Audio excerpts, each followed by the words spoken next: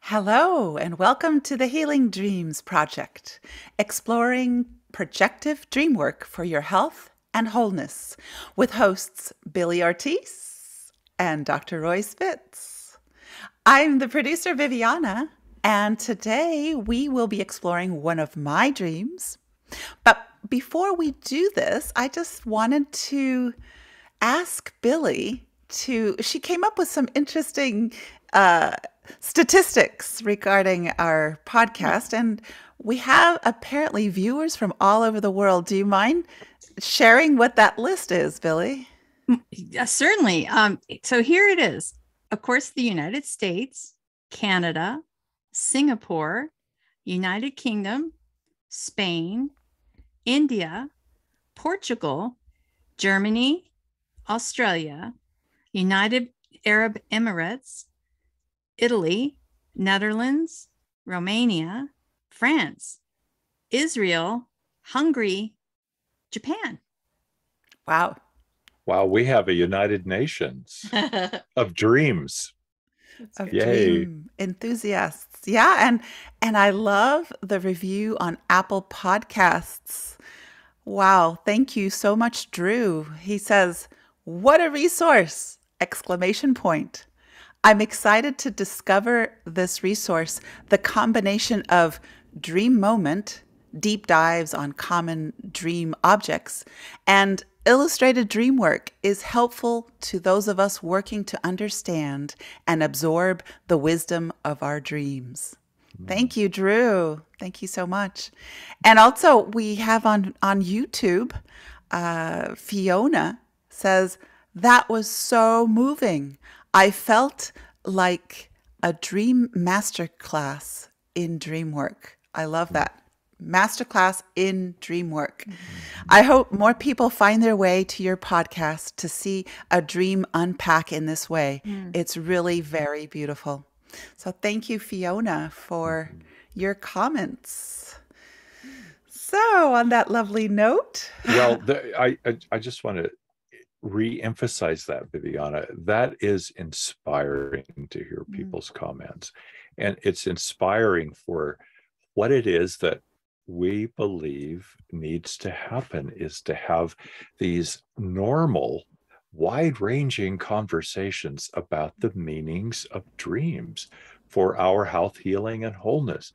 This is not just a game. It is a game, in a beautiful, holistic way. And it is a way for us to tap into these at least 2 million-year-old resources within us to explore how dreams can guide us today, every day. Yeah. So I just had to say that. It's so inspiring. Yes, it is. Beautiful. Yes. I'm just thrilled that the word is getting out there. Yeah. Mm-hmm. As this is, at least for me, it's just an amazing opportunity to a deep dive into what goes on in here at night. And it's a reminder with all that list of countries. It's a reminder of how global that the metaphors of the unconscious speak to so many of us. It's universal. So that's another piece that's really important to remember. We're all dreaming the same things. Absolutely. It applies to all. So on that note, how about if I dive into my dream? Yeah, sounds good. This is a dream that I just had, I think, 2 nights ago. I am riding in a taxi. It was a major city, and I had the feeling of London. That's what came to mind. I am enjoying the scenery when all of a sudden I see a white tiger without its back legs. I gasp in horror as I think, did somebody cut off his legs? Somehow I managed to go back to enjoying the scenery again. And a moment later, I see an orange tiger without its hind legs. And I'm just horrified. And that's the end of the dream. Short and sweet, short and horrific. I do have some dream notes that I wrote down afterwards. Okay. I woke up thinking of all the roadkill I've been seeing lately, including the big buck with horns, alive and on its knees on the side of the highway. I just hate that. I also think, oh yes, this is an important part. There's a girl that I met in the Philippines when I was teaching there. She was a flute student and she didn't have legs. And she contacted me through Instagram recently. So I had that also in the back of my mind. And then it also reminded me of my weak and somewhat malfunctioning legs as well. Or, my legs have always been an issue in my life. So, and the loss of them and the loss of use of them. I mean, I can walk now, but it's always an issue. So.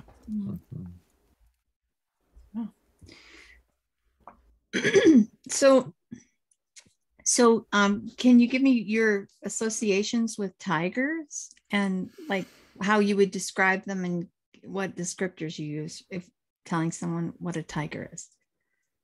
I love felines, just in general. Okay. So the tigers are these magnificent, beautiful, strong, instinctive, just elegant creatures. And yeah. Okay. I have 2 cats here at home and I adore them. So it extends out to all the cat world. My love for all cats.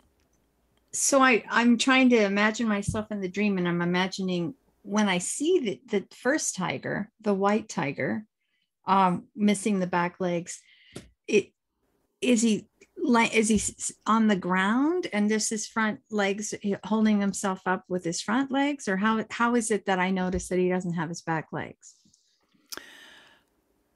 It's a dream. So it's as if he were on his back, on all fours, normal.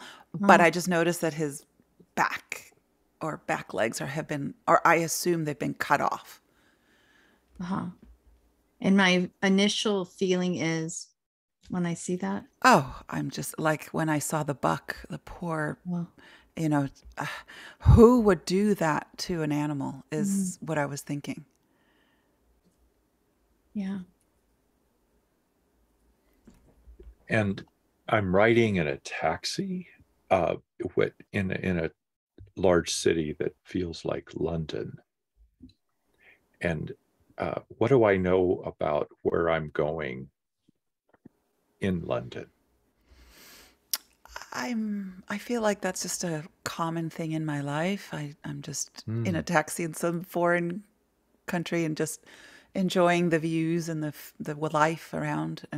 But it's not where I live. It's somewhere foreign, and it's usually a foreign country.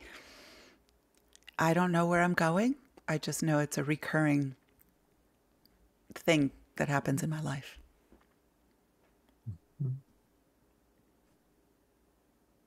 Billie asked about associations, and that brings up for me an association for London. In my dream casting, I could have placed myself in Turkey or in Japan. What do I know about London that speaks to me right now? Yes, interesting.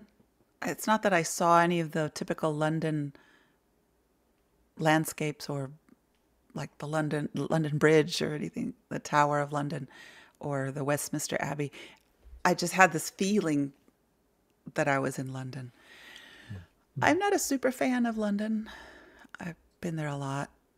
I mean, mainly it's just so overpriced. I prefer Edinburgh. which is a smaller version of London. It tends to be cold and rainy, and the people also tend to be a little cool as well. Very proper. The caste system is very strongly in place. The caste system, is that what you said? Yeah. Well, you can tell where a person's from just by their accent, for example. Oh, I see. Yeah, right. So immediately there's a projection. If somebody comes up and is speaking Cockney, for instance, it's really different than if they've got more of a posh kind of accent. I see what you're saying.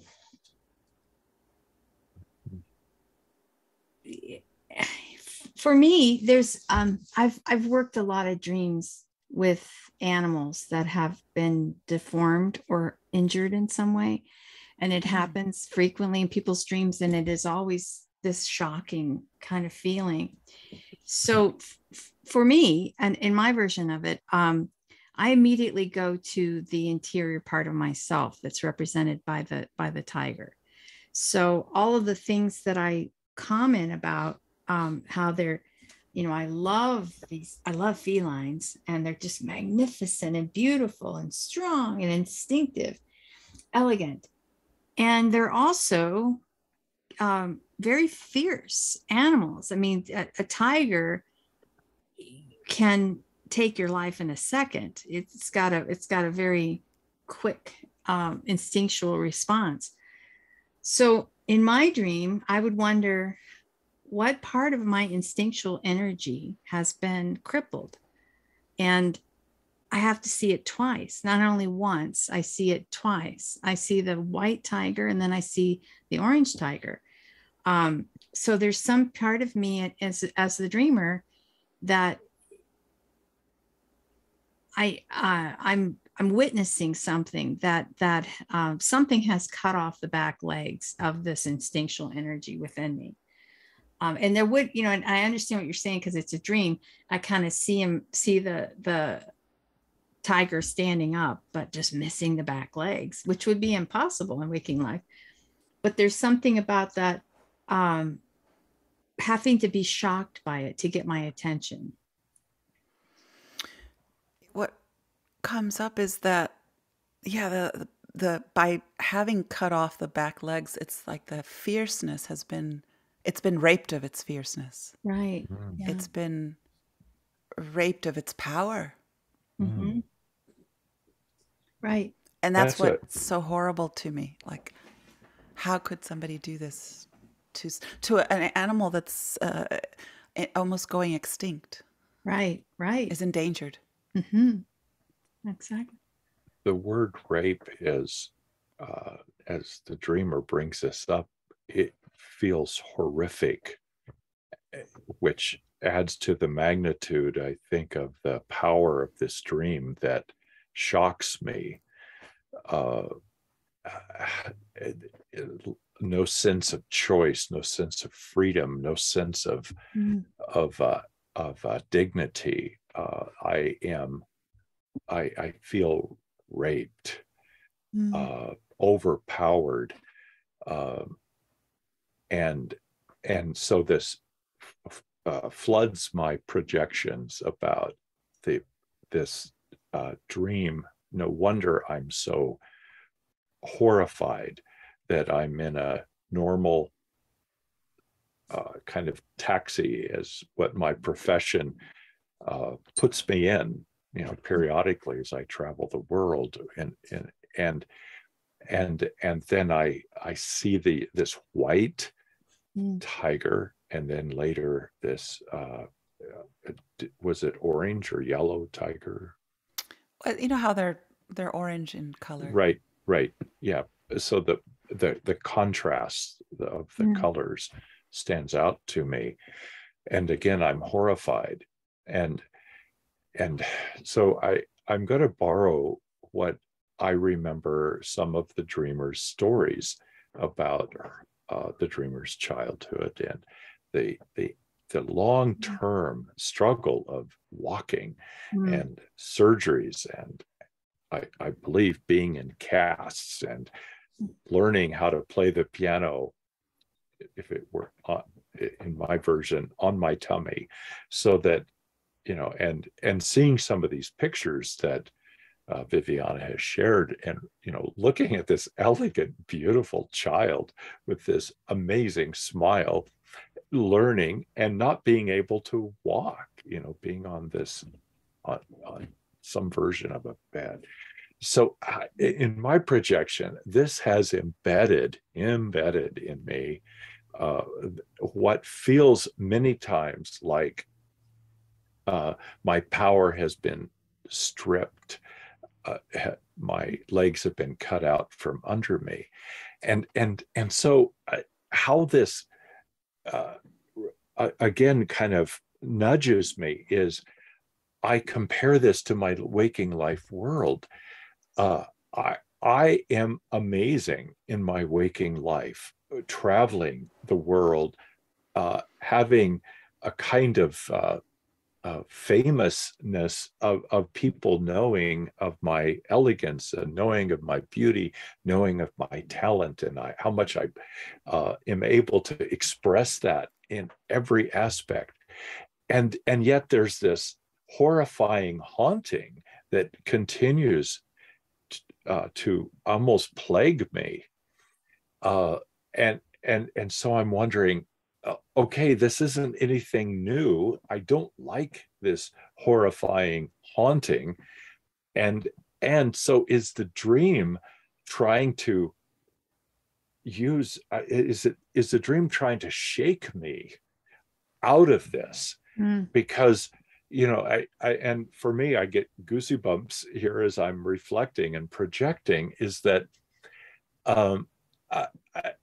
I am so imperfect and I am so amazing. This beautiful paradox of offering gifts to the world as a wounded soul. I am a wounded soul, and the dream almost seems to be saying, celebrate this beauty of who I am with my wounds. I am a wounded healer. I am a healer and I am wounded. And I offer this to the world. I do not feel like this dream is here to torment me and simply remind me of the fact that I can't walk very well. I exercise by flowing in the oceans and working that way. And I'm contributing so much. So there is horrifying haunting on one, and also elegance and beauty. And in the dream, because it's dream logic, this tiger is still moving properly.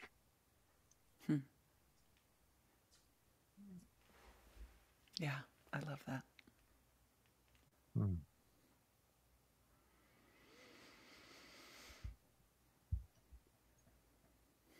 So yeah, there's a whole, thank you for all that, Royce. That's really good. I resonated a lot in my version of the I resonated with all of it. Yeah. The wounded healer piece, definitely. So absolutely. I know I'm the walking wounded healer. yeah. So is the dream. So I would ask myself, why this dream now? And as Viviana, I say, I had it just a couple of days ago. So I would ask myself, what recently occurred in my life that might have made me feel as though I've been amputated, and made me feel as though I've, and the fact that the dream shows it to me 2 times, that's another important piece too, because it's like the dream can show me anything. So why does it choose to repeat another version of the tiger without the legs? Wasn't one enough? Apparently no, because I would have remembered the dream just as in my version, I would have remembered the dream just as readily, with just the white tiger.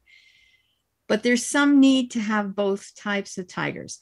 So I say to myself, okay, a white tiger, aren't they called Siberian tigers? The white, I think they're Siberian tigers, right?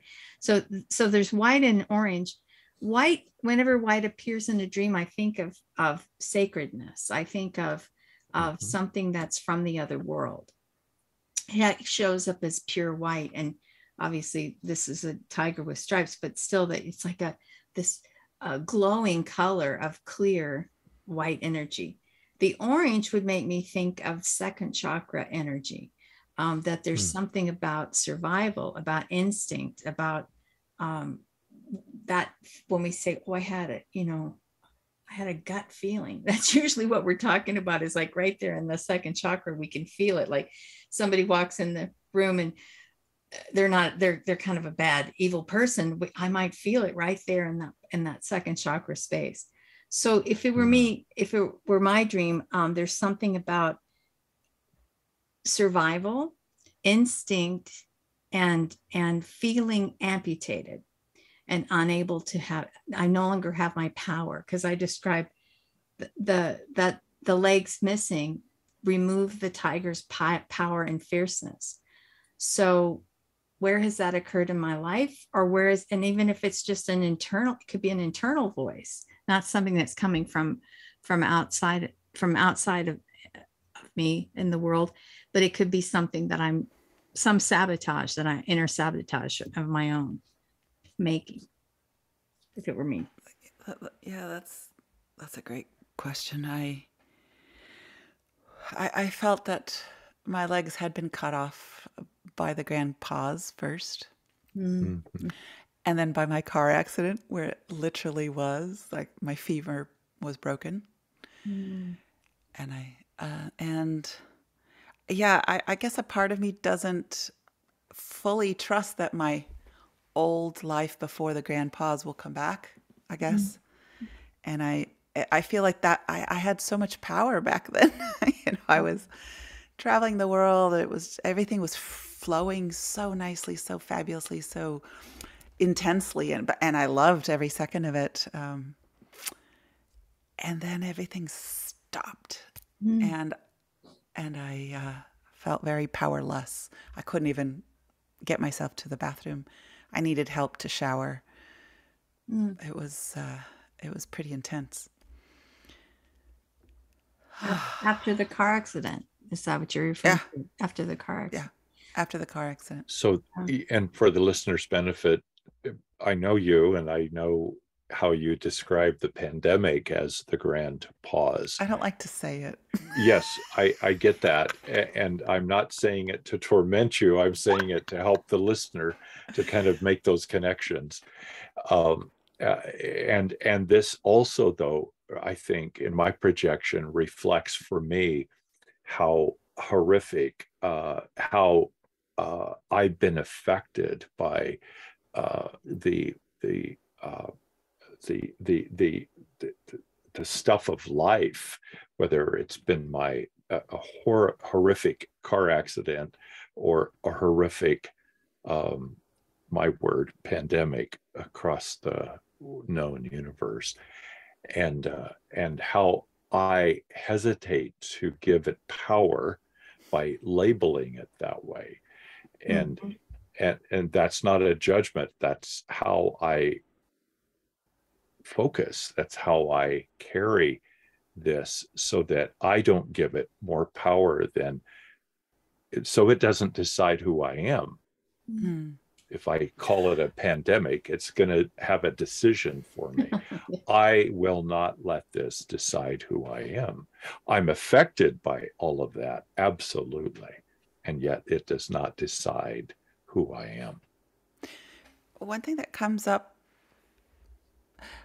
when I first heard about our need to go into this pause, I immediately thought, in other countries, this is horrific.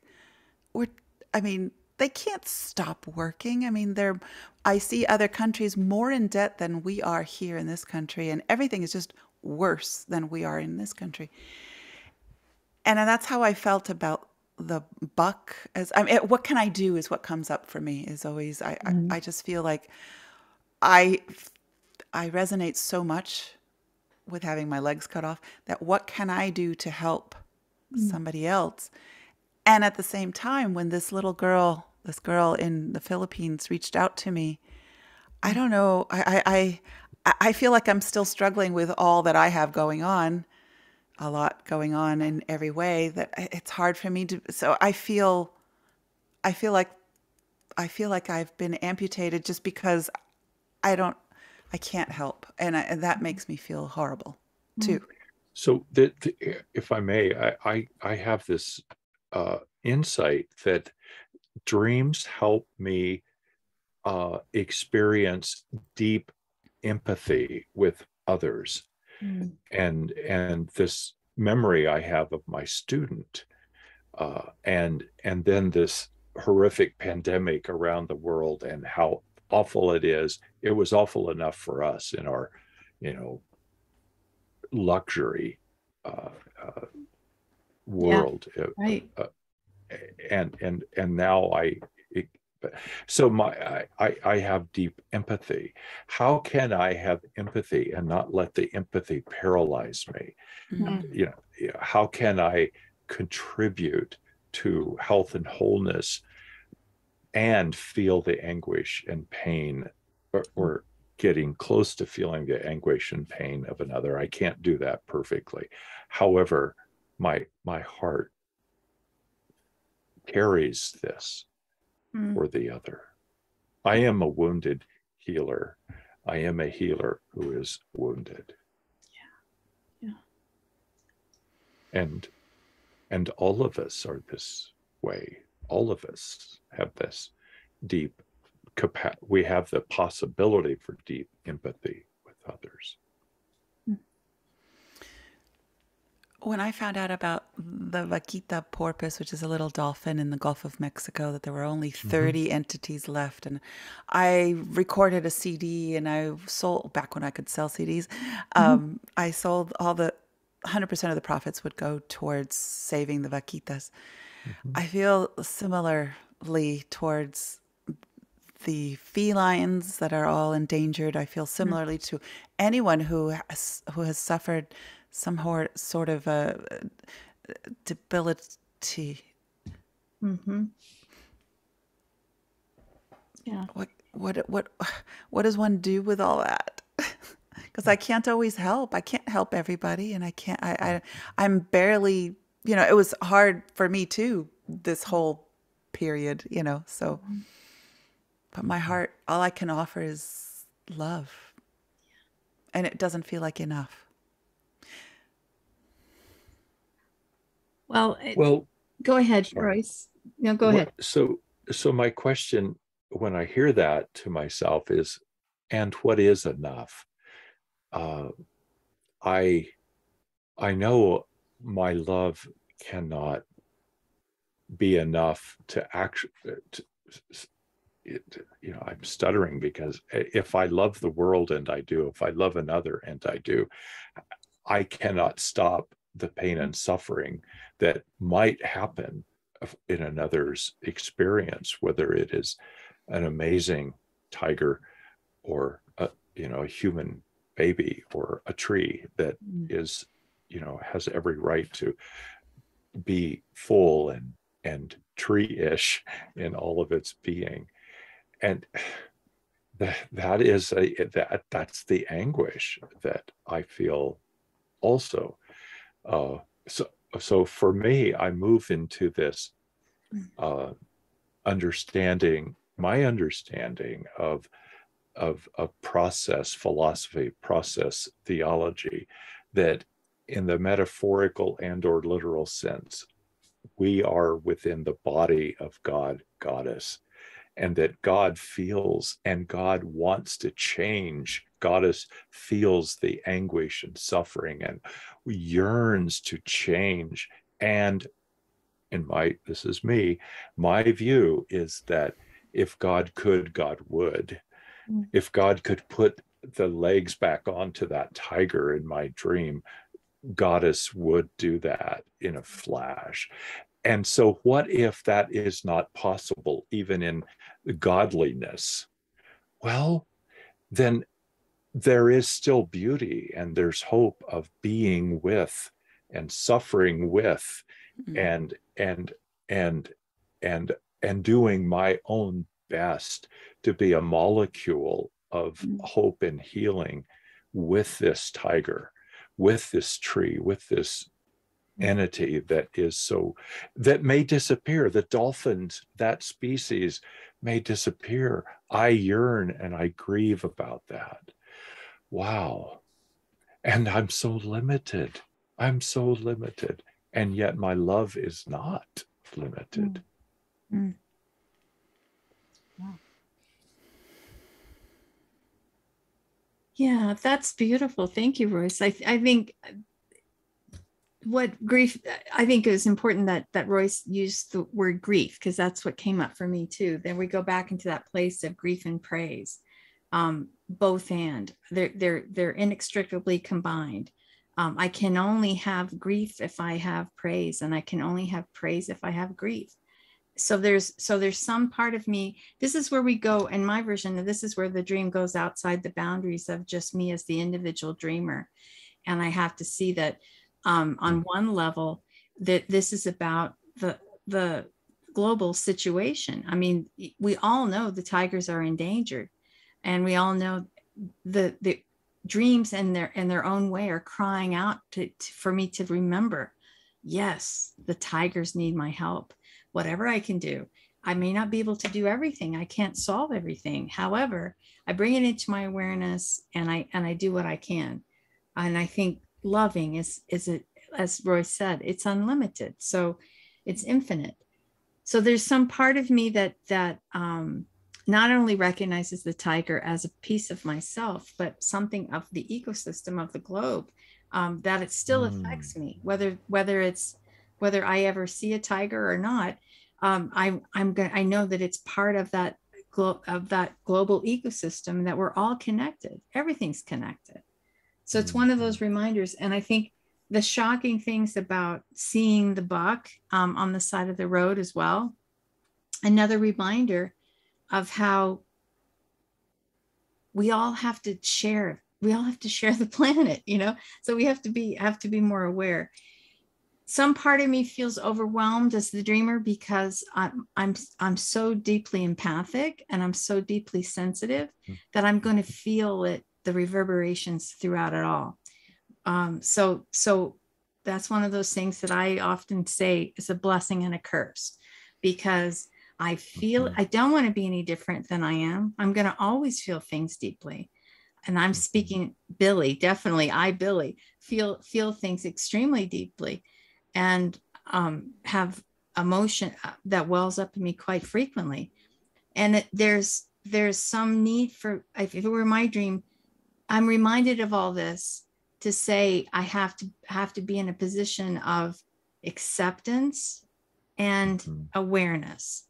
That would be where I would put it. Accepting the fact that I can do what I can do, and that's my limitations. Just I can't save everybody. I can't save everything. I can do what I can do, my little piece. I like that. Just acceptance. Doesn't feel like enough, but it well, honestly, it isn't enough, and it's all that we can do. That sounds too trite. Then I can walk away from a car accident, that I see somebody else. Well, I couldn't do anything.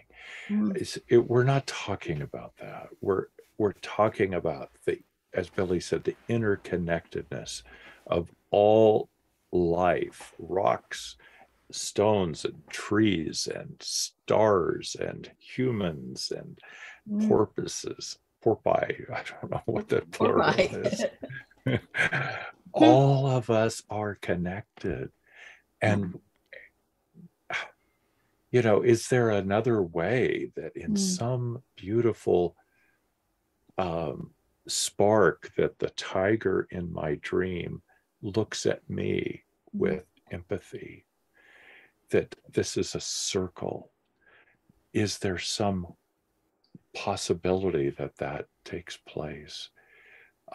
My yearning wants to say yes. What may be a different form, and yet we are all, in a sense, one. And this dream hurts me, and it reminds me too of health and wholeness. Mm. It hurts. It's lovely and painful. There was an old poster in the 60s that I used to have on my wall, and it's some very unattractive bird. I don't remember what it was, but the caption underneath this poster was, "How glorious and how painful it is to be alive or to be unique," something like that. We need to embrace this. My belief is God Goddess embraces this. God suffers lovingly. And if God could put those legs back on, God would. You would, I would. Oh, I love that quote. Thank you.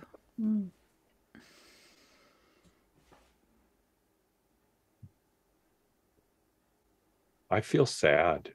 I know. I felt horrible when I woke up. Yeah. Oh, I mean, I just feel powerless when I feel like I can't do anything, or it's just, I already feel like I've been amputated in a way. I mean, figuratively, I have barely the bones of what was my career, and I haven't made an income in 2 years, basically. And, it just feels awful. Anyway, so I feel powerless in so many levels. And the dream just shoved it right in front of me. Well, so it's not here to torment. It will use what I know to help me, and so it's not just that. I want to drift back to how I may not have legs, and I will not let this decide who I am. I'm affected by this truth, yes, yet it does not decide me. And for me, that's kind of the Viktor Frankl existentialist hope, is that my greatest and last choice is, how do I respond to whatever is happening? How do I be in this awfulness or in this beauty? How do my great and final freedom is to know that I can respond.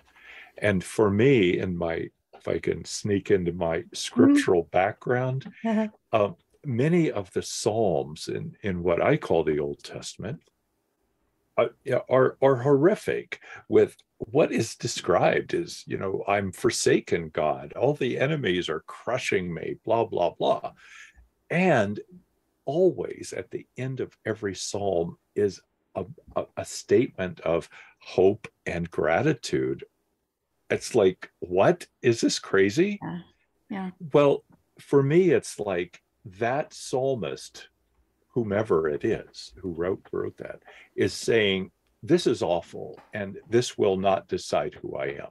I'm affected, and yet my definition of self does not come from that.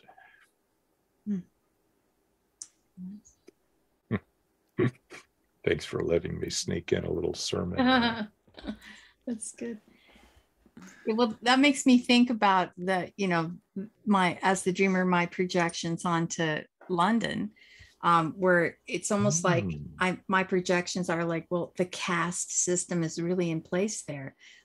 Sort of like you're born into a class, and I'm never going to be able to get out of it. So is that a reminder that I can reinvent myself at any time? I don't have to stay into one direction. So if my career has been changing, there's places in there where I can reinvent myself as well. I don't have to do it the way I've always done it up until now. And I want to just, as I was hearing what Royce was saying, I heard Jeremy's famous line, dreams come in the service of health and wholeness, not in the service of comfort and convenience. So there's some part of me that has to have a shocking dream that disturbs me, so that I realize big change is on its way. Something in me is crying out for great change. When you said we're talking about the caste system in London, and I thought I grew up in a body cast. Oh, there you go. Oh. There you go. And talk about rigidity, being in a cast and not being able to move out of it until it was cut off. And then I didn't have the muscles. I still don't have some of those muscles. In fact, psoas muscles were cut erroneously. I'll never be able to lift my leg that way like everybody else. And now I'm working on another muscle. Anyway, yeah. Right, right. So I want to say, don't say anyway. That's a profound story for me. And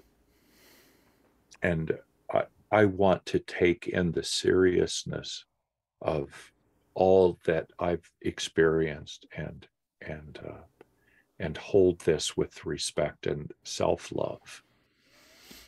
Yeah. Thank you. That's right. Wow. Yeah. What a wonderful little dream. Right, Billie? Yeah. These little dreams that are they just float in, and they're short. They're not sweet. They are profound.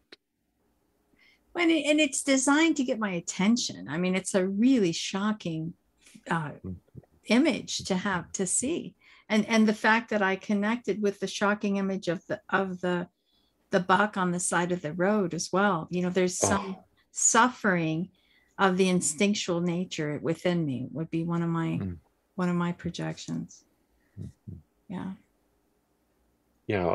Before we went on air, Viviana, you were bringing up this sorrow that we all have. That why aren't, we have all these people from all these countries that are interested in dreams, and so they're tapping in, which we appreciate and love, and we feel honored. And this is such a tiny community. The way of the world is so dismissive of the richness of this kind of dream. I have grief about this. I want to stand on the hilltops and scream, wake up to your dreams. If I can borrow Billie's website address, wake up, wake up. This is another way to be woke. Yeah. And to borrow Royce's fervent feelings of all this, I often have said, I feel so passionate about this work. I could go door to door and say, have you heard the word of dream today? Because seriously, I mean, people just don't get it. They don't understand that this is to tap into this resource that knows the dreamer backwards and forwards and knows everything that's going to happen to the dreamer, or when the dreamer is going to share the dream, and also knows what, even sometimes predicts the future. That's what we were talking about earlier today too, was that at some point, Royce, you had a dream about running a race with his daughter, and in waking life that just recently happened. So there's some kind of premonitory piece to it always as well. And if we're just throwing it away and dismissing it, we're not seeing the power that's there. It's like we're cutting off our own legs. Absolutely.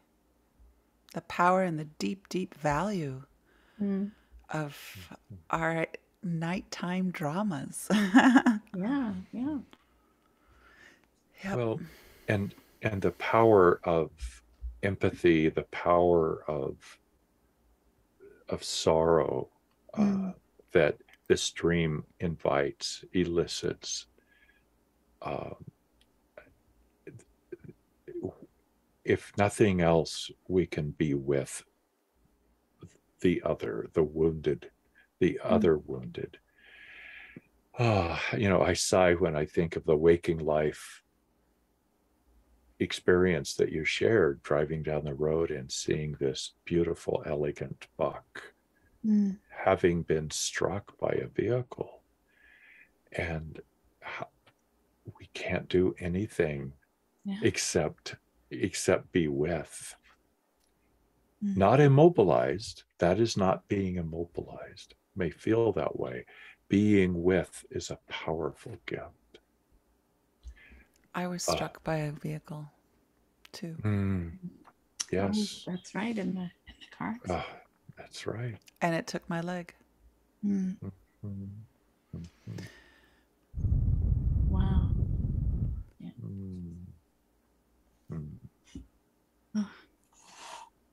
So the dream comes designed in that fashion to emphasize the legs so that I, as the dreamer, can see it on all those different levels, not only for me personally, but the others that I've encountered, and the student that does not have legs, and an understanding of all those layers happening at the same time.